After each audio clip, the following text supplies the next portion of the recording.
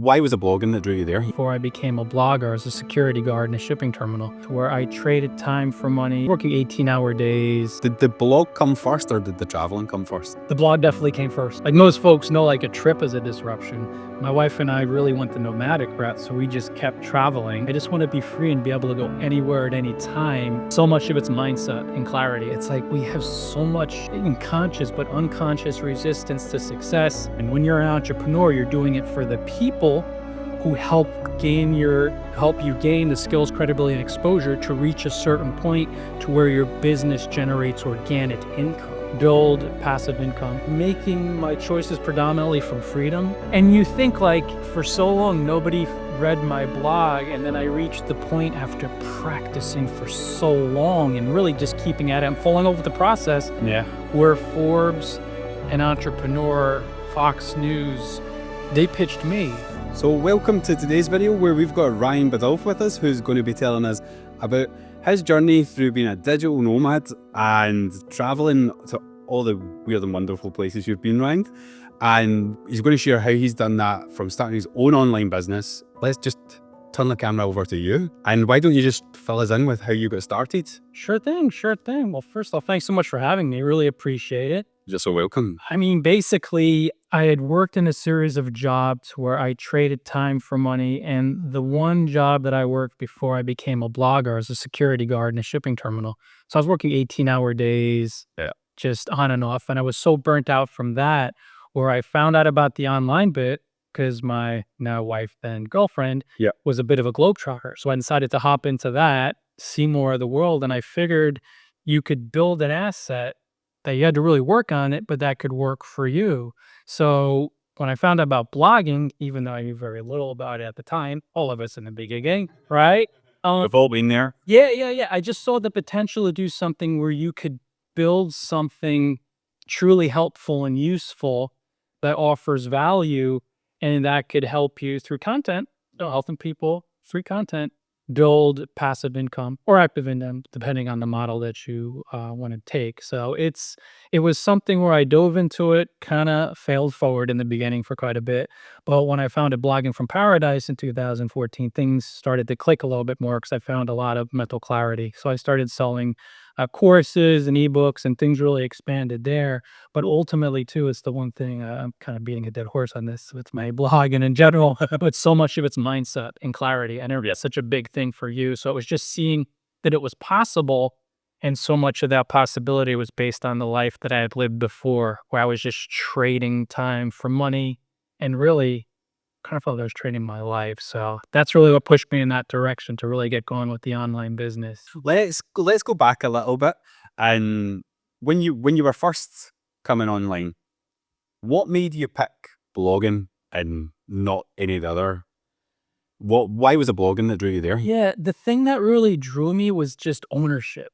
So I saw different, social media or sites where you're basically a user, and I realized those could be helpful from achieving a level of scale, but somebody else owned those sites. But if you invest in your domain and hosting and got going on WordPress.org, you don't own the site, you don't own the content, unlimited branding, customizing, really income potential, because you could sell almost anything. I mean, terms of service are pretty lenient. You could create so many different types of content. So you could create a podcast, embed it on your blog, text-based, video. It was like the possibilities are really limitless. So I love that. And as far as owning a website versus a blog, you could update content so fast with a blog. Yeah. Whereas a website that's static, right? It's just not going to be as seamless. And the one thing, again, that we've all learned, or if people have been in it for a while, content is everything. It really builds your skills, credibility, and most importantly, exposure. So that's what really drew me to it. I'm like, I could own this site, build it up. And I saw the potential in it. I'm like, if I really brand this as a one-of-a-kind deal, nobody can technically really replicate it, right? 100%. And I think that is one thing that you should really, really remember is that, it's great using a platform like myself who uses YouTube. I still got a website. I still got a blog. And I still use that because that is a platform that I own as an investment of all the work that I do. You're building that asset that can last you and it can stand the test of time. So I think no matter what platform, whether it be writing, whether it be podcasting, whether it be YouTube, you should still have that one foundation, that hub platform which then you can also build your email list from. 100%. That's another really important point too. Yeah, viewership is really big online, and that's why like blogging and building a list can be really the fundamental, the foundational starting points of any successful online business, especially when you want to turn it into a lifestyle. Yeah. You're going to be traveling. Forgive me, Ryan, I don't know if you mentioned this before when you were doing your story there, but did the blog come first or did the traveling come first? The blog definitely came first. Yeah, I blogged for a couple years, and my girlfriend at the time said, well, I'm going to start traveling. So I'm like, okay, I dropped her off in the airport for 3 different trips. And I've been blogging for a bit, slowly building it up. And then for the third time I dropped her off at the airport, I remember thinking, next time I'm going to get on the plane with her. And the next time was Bali. Yes. So I didn't exactly dip my toes in, you know. Oh, you went right. US, I did Bali. But yeah, 3 years later, I'm like, I think I really love the travel bit. But yeah, definitely the blog before the travel. And was that so you had that stability, or was it like, did you have another way of earning money at that time? Or? At the time, I had built up savings. So I did have some savings. The online bit wasn't towards the end of the trip. It was more stable, I would say. But a lot of it too was countries we had traveled to at the time as I was building up my blog, and my income were really a low cost of living, especially compared to someone who grew up in New Jersey and was paying, New York prices for stuff and earn that income. So I was able to live humbly, but still quite nicely for not a lot of dough. So I helped that. Yeah, I did that as I built. But then as I built the business up, we were able to maybe upgrade a little bit more along the way. One of the biggest questions I get asked is, how is it actually possible to build a personal brand around your lifestyle? I've been in that position where you're creating content and doing all the different things and adding arms and legs all over the place, loads of different services, and then when you stop and actually turn around and you're like, what the hell happened? This is not what I wanted. I wanted to get more time with my family. I wanted to be able to get more time to do the things that I love. And I've built this business that is demanding more time than ever. If you've been in this position, or you're curious about starting a personal brand that can actually support your lifestyle, then go down into the description and you can join my 5-day free course. During this, I will break down my 15 years online marketing and online business experience into bite-sized chunks that you can take action on every single day. Plus, I cover the 3 things that most personal brands are totally ignoring. If you want to get more time to go out hiking, to go out and spend time with your family, then go down into that description, click on the link, put in your details, and I will send day 1 straight to you. Now let's get back into today's video. It is. And the thing is too, it's been fascinating about my journey. I think it's most that are willing to look. It's like we have so much, even conscious but unconscious, resistance to success, to money, where we just self-sabotage. So that's really what a lot of it is. As you're practicing and becoming more skilled and more credible and clearer, you get to see like, oh my goodness, I didn't think that I was afraid of that, or afraid of this person, or afraid of that, or I felt this. And then that stuff comes up the more you persist. But then you got to practice. Like the practice will help you see through that and gain the clarity, the confidence. People will perceive you as being credible. It's something where you're going to really surprise yourself. And it's really very liberating because you'll just keep conquering a lot of your fears along the way too. And the worldly success is like a lovely fringe benefit to them. These fears now, you don't see them right off the bat. No, you're going to be totally, well, you know what? A good example would be when you come across some of those videos that talk about, yeah, I'd make 10 grand a month easy right off the bat. Most people watching those videos are mentally, and then of course physically, so many light years away from being able to earn 10 grand a month. So I'll give you an example. We have someone that says that like, yeah, boom, I'm going to do that. I'm going to work so hard. And then you'll see, they'll say, and I get this a lot, I can't afford paying for domain and hosting. I can't afford $200 a year. So it's in their mind, they have a fear of losing $200 a year. Yeah. That's stronger than laying the foundation for 10 grand a month. Like the first step, if you're going to be a blogger. So you see how far away well, I'll do it through a free blog. Well, good luck with that. They own the brand, they own the content, they own your image, you're a user. So it's that type of stuff where like mentally you have to baby step and just, engage in some mental gymnastics to start getting through 100%, yeah. all these really deep fears at the beginning. And we've all, like you mentioned, all been there. We've all been there. And I think what I would just like to touch on there is that, yeah, it is possible in the next 30 days to make 10 grand. Very possible. Sure. But you're being able to do that consistently every single month is where that takes the skill, that takes the learning, that takes the consistency, and it's building that long-term asset in a brand. Because lifestyle was very important to you, Ryan, when you were starting your business, because you had obviously the plans of wanting to go digital and all that stuff. So lifestyle was really important. Do you hustle, hustle, hustle, hustle? And hopefully one day you'll get that lifestyle. But how was that for you when you were tying everything into starting your blog and like building this lifestyle? It was a matter of making my choices predominantly from freedom. Yeah. So not quick results, not trying to pay bills.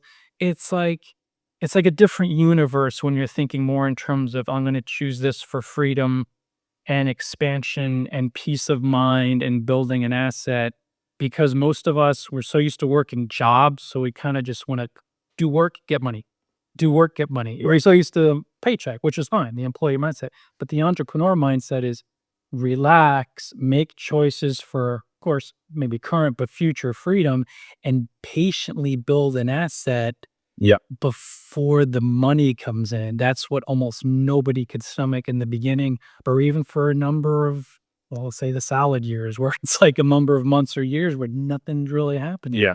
And you see that. And I remember I was so grateful to be exposed to this individual. One time I went to an internet marketing conference, and I remember this guy, he received, at this point, 7-figure blogger. He only opened emails that sent him one sentence. Anything more than 2 sentences, because he got over 1,000 a day. So they don't lack clarity. I'm not going to deal with it. Yeah. So I'm like, golly, how do you get to that point? And I'm pretty sure it was the same guy. Within the first year, he was publishing 3 or 4 long form pieces of content a day, daily. And at the end of the year, he made something like $300. You know, when people would have panicked after the first week? Yeah. And I'm like, he had the posture to do that, which eventually, between that and building his network and getting syndicated, and he just did this for years, allowed him down the road to experience that freedom of being, someone who earned 7 figures and who could go through the 1,000 emails a day and say, if they don't have the clarity to leave me one sentence, I'm not going to deal with them. Yeah. And most people have that posture. They're like, oh, I just want to get one. And you see, like, mentally, he had the clarity. So going from employee mindset to entrepreneur, most of us a total quantum leap. And it's just, you do quantum leap one baby step at a time. Yeah. And I think that's the thing as well, when you're saying like that employee mindset to entrepreneurial mindset is totally different. And unfortunately, there's the way that we're conditioned growing up, is the way that we're conditioned through school, is the way we're conditioned through university, is to be an employee, sorry. So by the time you get after this, you're like, all I know is how to be an employee. So I think that's the hard bit, is developing that mindset. Big time. And then I was doing it while doing something else that was really fun, but also can be one of the more uncomfortable things, traveling nonstop. Like most folks know, like a trip is a disruption. My wife and I really went the nomadic route, so we just kept traveling.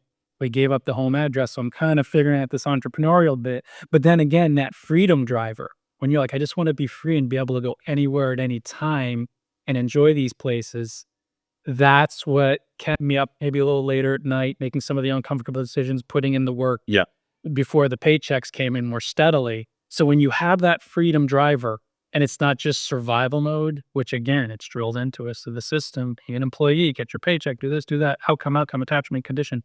When you start removing those and you're like, I just want freedom, you'll find that extra gear and the willingness to do the scary things, to trust yourself, to have posture. These are not stability to our mind. No, not easy. absolutely not. But the freedom, that's the one thing. And I would say, no matter what type of life you want to live, if you're thinking about doing the online bit or even traveling, make that your guide, your compass, because it will pull you through those really uncomfortable moments that we all face, so you could keep leveling up a little bit more. And that's really what kind of helped drive me to where I'm at today. And that's like a stepping stone, isn't it? The whole way through. And you can't jump to the 100th floor. No. Well, you can, but you might fall down if you've not got that foundation. Everything's baby steps, and you'll also go in directions like, if you would have told me 20 years ago, I'd be sitting here doing a podcast interview with a friend from Scotland.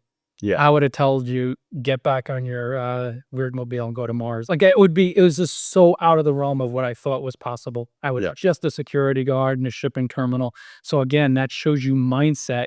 At the time, I started making different decisions after I was downsized. You'll be doing things you never even dreamed of or imagined that are just phenomenal and brilliant, but you got to be open. That's such a big part. Mental openness. It's going to take you places you never know, and it's so fun. There's an aspect about it that's so enjoyable. I want to come back to the relationship side of things, because it is something that is not talked about nearly enough, and it is super important. For somebody who's thinking, like, I want to move from that employee mindset to having my own personal brand, building a business, what would you say should be that step one for them? Right off the bat, If they wanted to follow in your footsteps. yeah, right off the bat, I would say you want to, and I mentioned the freedom point, but you have to be patient in starting to transition from doing things conditionally for money, for health benefits. Like, you're making so many decisions, many of them are unconscious for that. Be patient as you start making decisions, not for conditions of just money or benefits or staying in one spot, but doing things because it's fun. And it sounds simple, but go talk to your neighbor and see how many people are doing things mainly for fun and freedom. Yeah. And here's the most important point: the love of helping people for the process. Because so much of what I do, and you'll see most entrepreneurs, and they talk about it's in the service, the passion for helping people. When you are an employee, a lot of people are doing it for the paycheck. So it's that condition. When you're an entrepreneur, you're doing it for the people who help you gain the skills, credibility, and exposure to reach a certain point to where your business generates organic income. Yeah. So it's just such a shock in the beginning.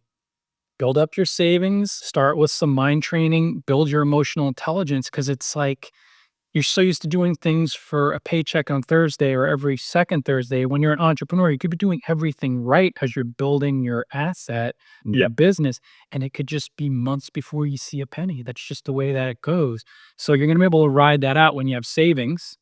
And when you start realizing, man, I gotta have to really change my mind here and do it mainly for the love of helping people, creating long form targeted content. Like, the process has to sustain me, because the outcomes, they're just not gonna come for a while. Yeah. And that's where the mind training, whether it's meditating, getting into these different mental gymnastics is the word. Or I like that. the surveys of mind is like, we need money. You're not making it fast enough, not fast enough, not fast enough. I get stuff from bloggers. It's not coming around fast enough. I'm going to quit. I'm like, when did you start blogging? They're like 3 days ago. And they're not kidding. Yeah. And like, when you see how deep that fear is, poverty, scarcity, it's gotta be, doing some twister up here. I'm going to eventually have to do this because I love helping people with content, because that's exactly what builds your skills, credibility, exposure, the three-headed monster, if you will, that will actually help you monetize. People are going to buy your stuff or hire you if you're really skilled at what you're doing, very credible. It takes a lot of practice.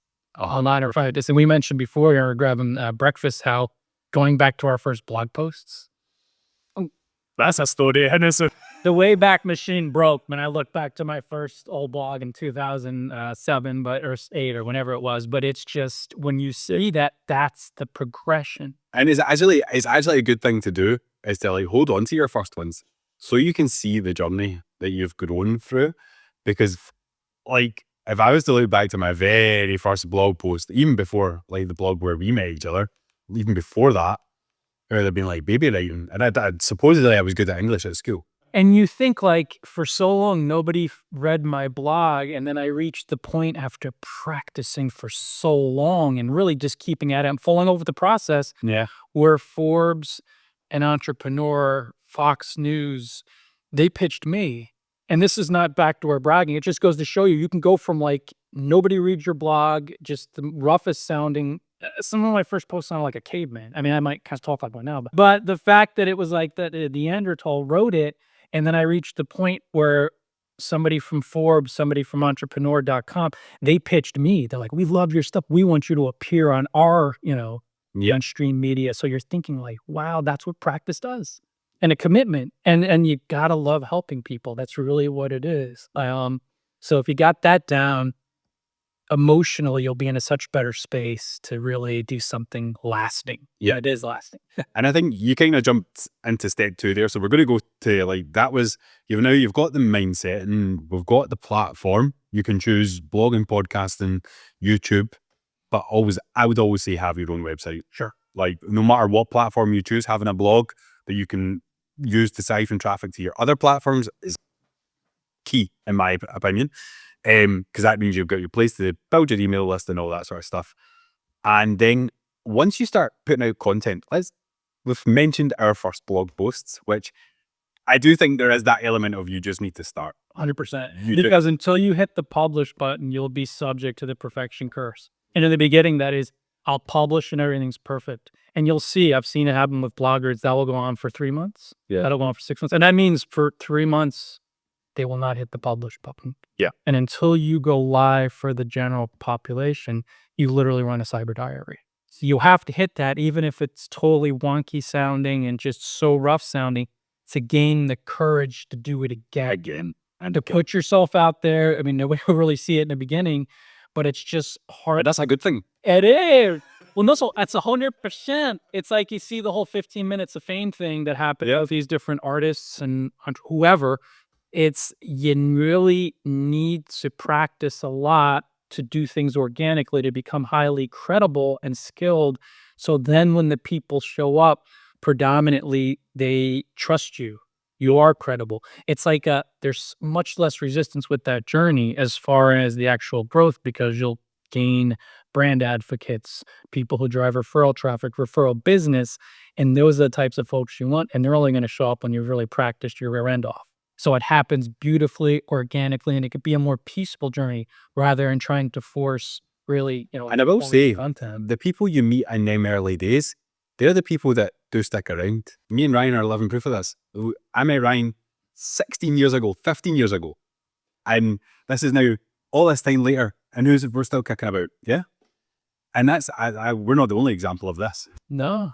15 years in the online world and the blogging world, it's like a dinosaur. I look at it almost like dog years. I'm not even kidding, because we've seen how many people come and go in 6 months, a year, 2 years, 5 years if considered long.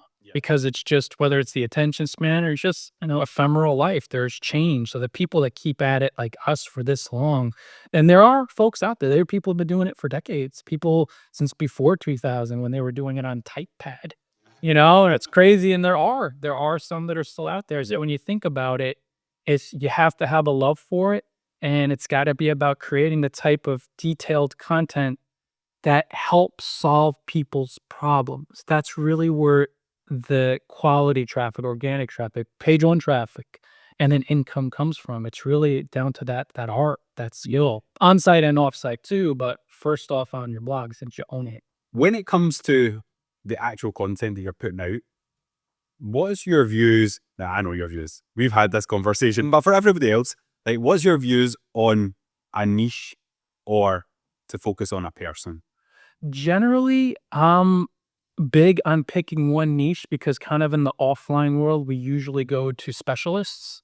So my thinking is always like, well, if I wanted to pick up a hammer, would I go to the butcher's? So we kind of think, I'd probably go to a hardware store. So it's kind of that alignment. That's typically. However, you could focus on building your own personal brand through you if you have clarity. Like, really, everything comes down to the mental clarity, where you could cover multiple niches through your individual, personalized brand and have success with that. Me as a blogger, I'm offering that singular niche as far as a talent especial. What I will say here Yeah. is, even though Ryan's focused down on the niche of blogging tips, he also talks about travel. That's true. He also talks about mindset. And he does focus on a person behind that as well. That's a good point. Yeah. That's actually, you know what? Thinking about it that way, that's actually a very good point. So I'm not doing robotic blogging tips, which is another good point. Like, it's going into mindset, kind of applying that.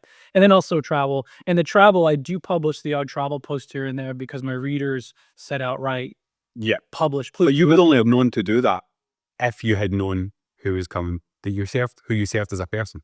That's it. Yeah. That's true too. Yeah. And that comes back to relationships and people, and remembering that there are other humans on the other side of the internet, if you will. It's just tough, and it's so cool, like us meeting. And like I said, one of my biggest thrills is when I meet readers and friends and folks I've known online from my world travels. Now it's been 13 years.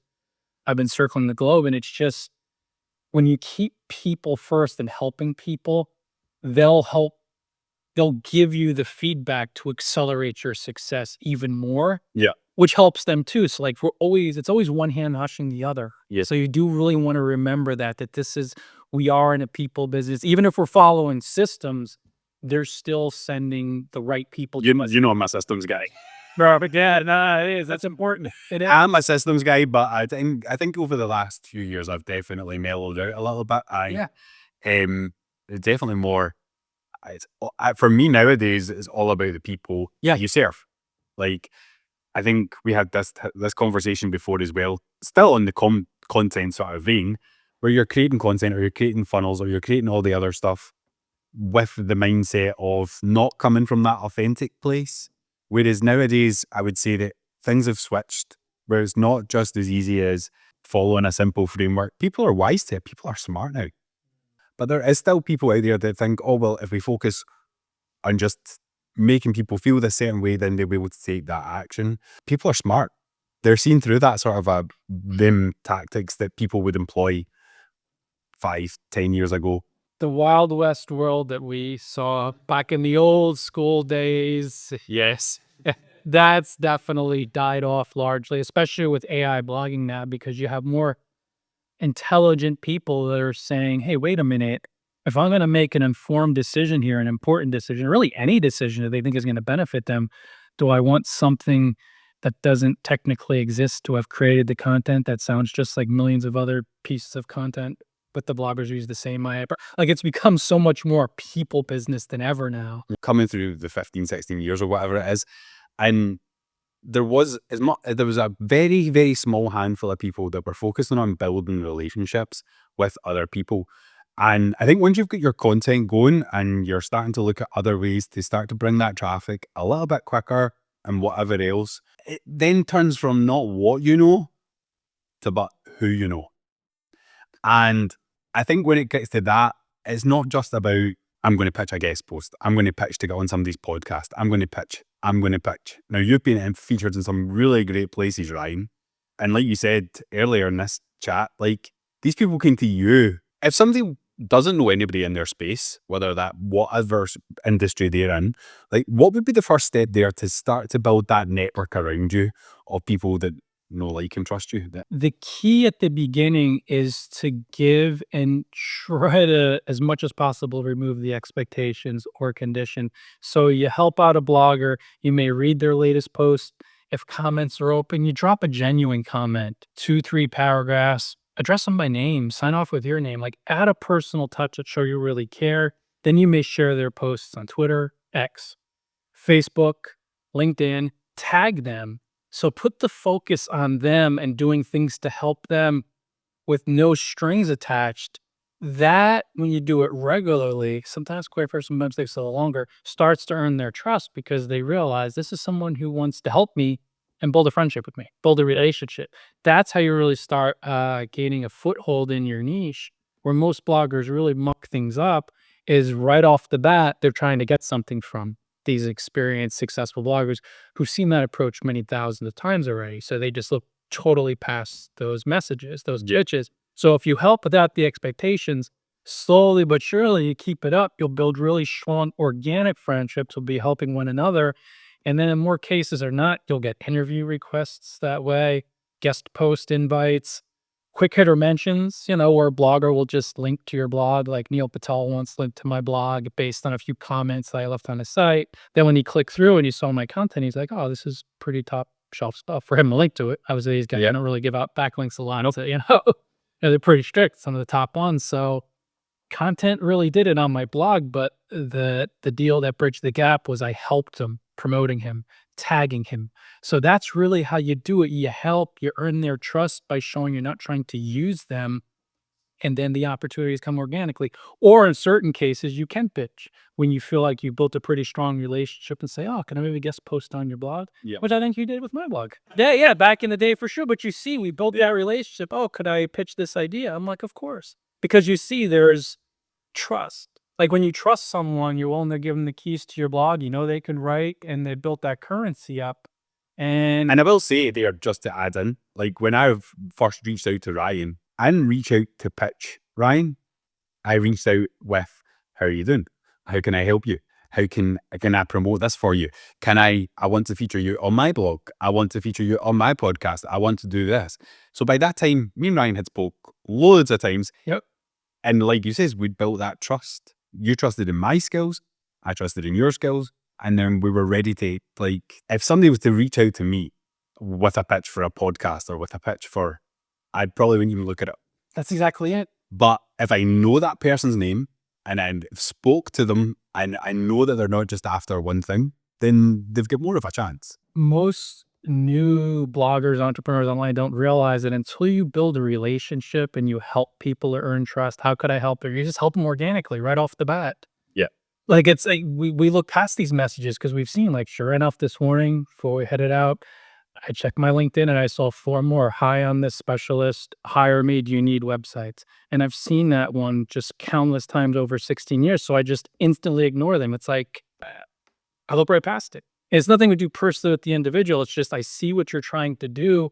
I don't trust you. You're a stranger and you're just trying to, there's something almost dehumanizing about it in a way. I don't mean that from an insulting or condemning way, but they're just like, this is potential money. It's not even a person. And here's potential money. It's potential money for them. And it's like, that's not what the online world is about. I mean, offline either. It shouldn't be, but I think one of the big things, actually, which you're kind of touching on there, is if you were to put, like, say this video gets 200 views, 100 views, whatever, but you put 200 people in a room, would we be having as fluent a conversation? No, we'd probably have been like, right, let's get ready for this, Ryan. We're going to do this in front of 200 people. Like, this needs to be a bit more spot on. Like, there'd be a lot more preparation. There'd be a lot more other things going on in our head than just like we're talking to a camera.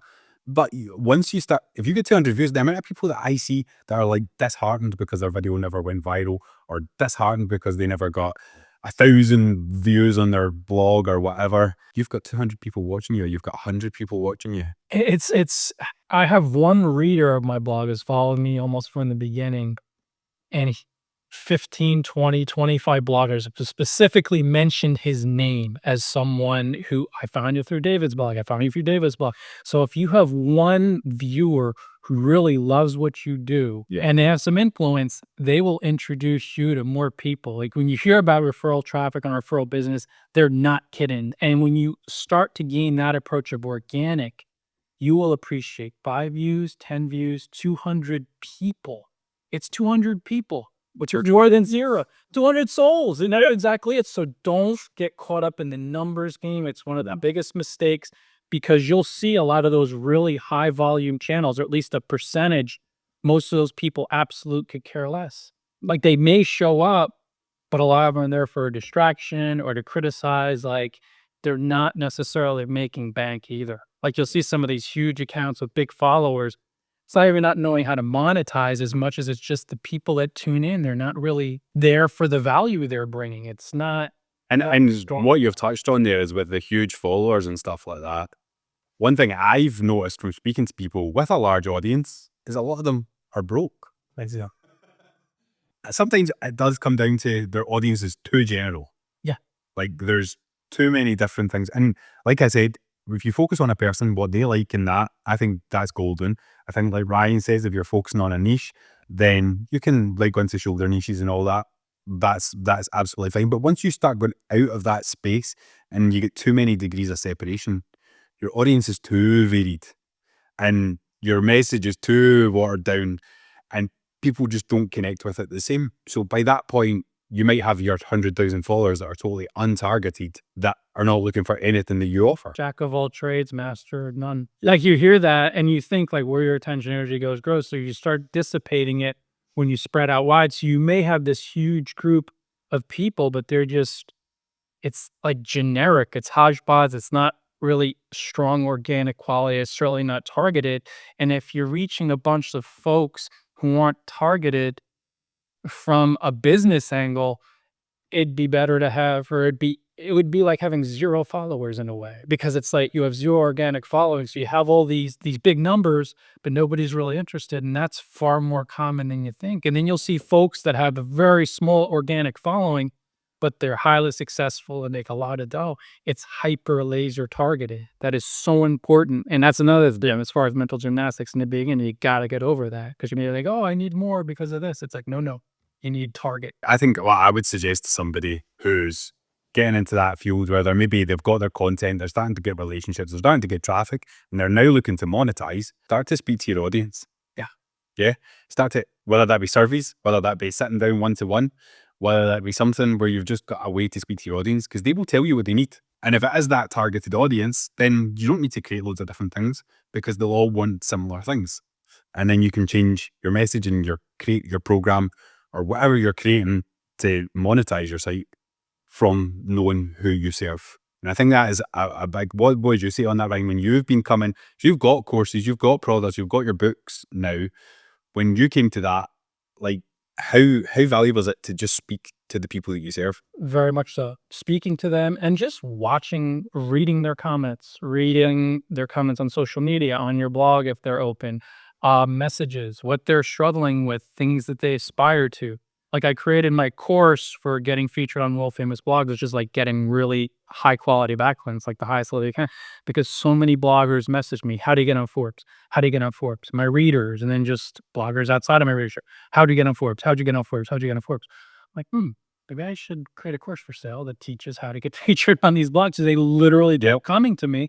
But yeah, just talking, sitting down, something we said before, it's like 2 ears, 1 mouth.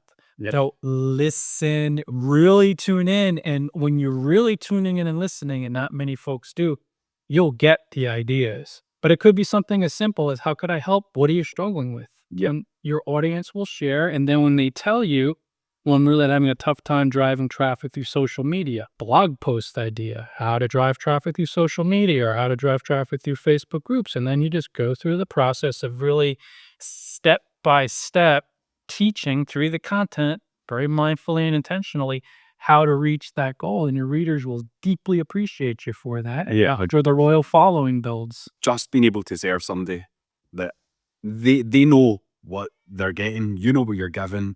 It makes life so much easier. The whole point in this channel and what I'm doing just now, to show you that you don't need to be stuck in that hustle and grind, to show you that you don't need to be stuck doing all this stuff. You can keep it, like Ryan's been doing this for 16 years with traveling the world, creating blogs. He's got his products, keeps them up to date, and that is it.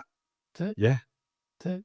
How simple was that to maintain, Ryan? And one of the things too, I really try to do with my products and with my blog is to keep things as evergreen as possible. So I focus a lot on fundamentals, concepts. Of course, there's always going to be change in an ephemeral world. Yet there are certain evergreen concepts like sharing value, being helpful. It's still pretty detail oriented, whatever the network is, but it's going to be timeless as long as humans are around. If you help them and you're removing those attachments, their guard will go down and their skepticism and their doubt. And it's like, they do want to help me. And relationships will always go that way. Strong, organic relationships that could really help both parties expand their niche, I should say, and reach. So it's like, if you're looking at this idea of putting people first and serving them, you simply can't go wrong. That's what it is more than and build those relationships, like you said. So when you're focusing on that, you're going to lay a rock solid foundation for any business or blogging community. Now, what's your advice, Ryan, when it comes to them days, we've all been there, where you're looking at them numbers or something's not quite right, and you're looking and you're like, I feel like shit right now. This is just not good. I've been at this for so long and nothing seems to be moving the needle. Like, what is your advice when you're in that? Because no matter how strong your mindset is, we all have days like that. Be there 100% with the feelings in your mind, which is not easy. It's not easy. We're really taught to distract, to run away, to just, look at it and then things will get better. And it's like those thoughts and those awful feelings are coming up in our mind because we're looking at these numbers on a screen and we're projecting on them. We're interpreting them in our mind in a certain way. So really be there with whatever in your mind.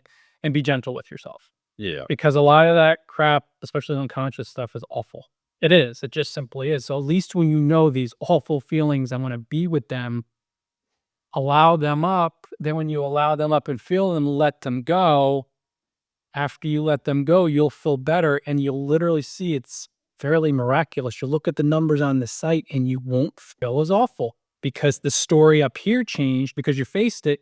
And then coming from that headspace of being a little lighter, instead of being just tyrannical with yourself, you'll be a little more analytical. And you're like, man, these numbers might be kind of crappy. And it's a little frustrating, why don't I go to a professional blogger who knows what they're doing and ask them or buy one of their ebooks or read a post and see what I've been missing? And so when you start going to an experienced pro after clearing the head trash, because if you don't clear the head trash, you'll run right back into the same pattern and you'll probably surround yourself with struggling bloggers who'll give you bad advice and you'll be caught in these commenting and sharing threads from 8,000 different niches and all this inorganic manipulative traffic. And you see blogger chief going through that instead of just facing the fear, feeling a little awful for a little bit, letting it go, being a little lighter, feeling a little more from like calm and peace and love and less from fear and scarcity. And you'll see ideas will pop up in your mind like, oh, maybe I should start publishing long form content. I'm looking at these posts and they're like 500 words and they're thin and they're not practical. Well, let me look at page one of Google. I'm not seeing anything like that there. Yeah. Oh, maybe I should really go along for it. Maybe that will keep the readers around. So you'll just get these little markers and it's just a process. Like you'll run into those moments I think on and off. I think what you're saying there is crucial, because I think like you hear so much about manifesting, all this sort of stuff. And it's all about, if you are in that headspace where you're on that negative train of thought, Forget it. you're going to make decisions from that headspace, which are not the best ones. Like you said, you should link up with the bloggers that are in the exact same headspace as yourself, or you are what you attract.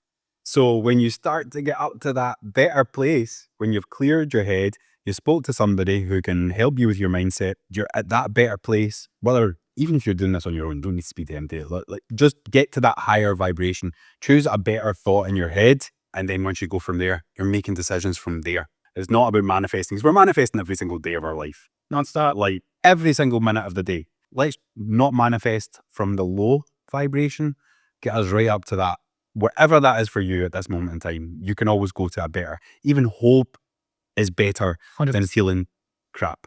It won't necessarily, sometimes it'll be eureka moments like, oh my gosh, I can't believe I've been doing things this way. I got to change that. And other times it'll just be something so subtle that seems tiny, but when you make that mindset shift, it's 100%. 100% just, it's, oh wow. You know, it was just that little twist, that little change I needed to, administer with my campaign, with my strategy. And that could put you in a much more prospering direction. And you'll All about that. Me too. When you create something and then you're in that bad mindset, and then you think, that's what I should be doing. Bin that, go there. And I think this is another thing that I seen coming into this space, is that you've got people teaching what we're doing, but they're not got the same experience that we've got over 16 years. You can't just walk in to login and be Ryan. You've got to put in there, you've got to do the time, you've got to get the life experience as a blogger.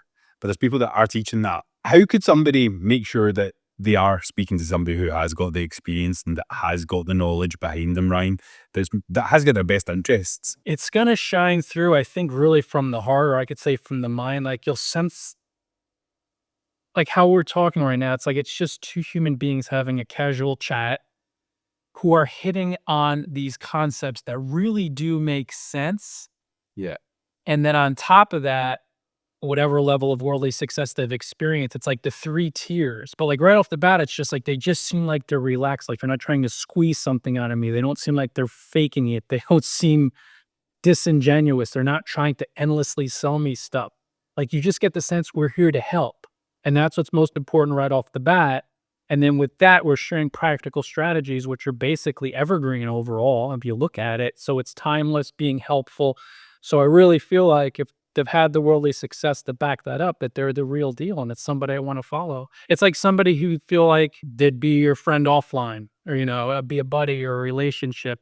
And then they're also bringing a lot of practical strategies, a lot of depth. That could be really helpful. Like when you see someone's post and it's like, even if it's not page one, position one of Google, it's like 1,500, 2,000 words of a lot of practical steps and tips that really seem like they make sense, that are lining up. So you'll see they kind of give away the farm on some level. And they also might have premium products and services that are even more beefed up. Yeah. And that's another thing too. If somebody could sit down, like my course, it's like 3, 4, 5 hours of all these steps and tips to getting featured on top level blogs. It's like, well, if they have that experience to actually be able to fill that course out, and they kind of have to know what they're talking about on some level. Why don't you tell everybody where they can come and find you? Why don't, actually, before we do that, why don't you tell us what you've got planned next? Because I always feel like when you speak to Ryan, he's going to tell you something totally that you're not expecting. So tell us what you tell us what you've got up to next, Ryan. Yeah, here, travel-wise, we're looking at Scotland for a little bit longer, then London, then Turkey. And as far as online-wise, just expanding bloggingfromparadise.com, more about scale and leveraging Yeah. to sell when I'm selling my course and ebooks. But a lot of it's just at this point scale because I have everything else set up. So just chatting, helping,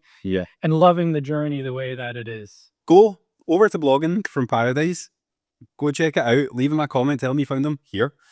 And until the next time, have an awesome week. And if nobody's told you today, just remember that me and Ryan are both very proud of you. We love you, and we'll see you in the next video. Have an awesome week.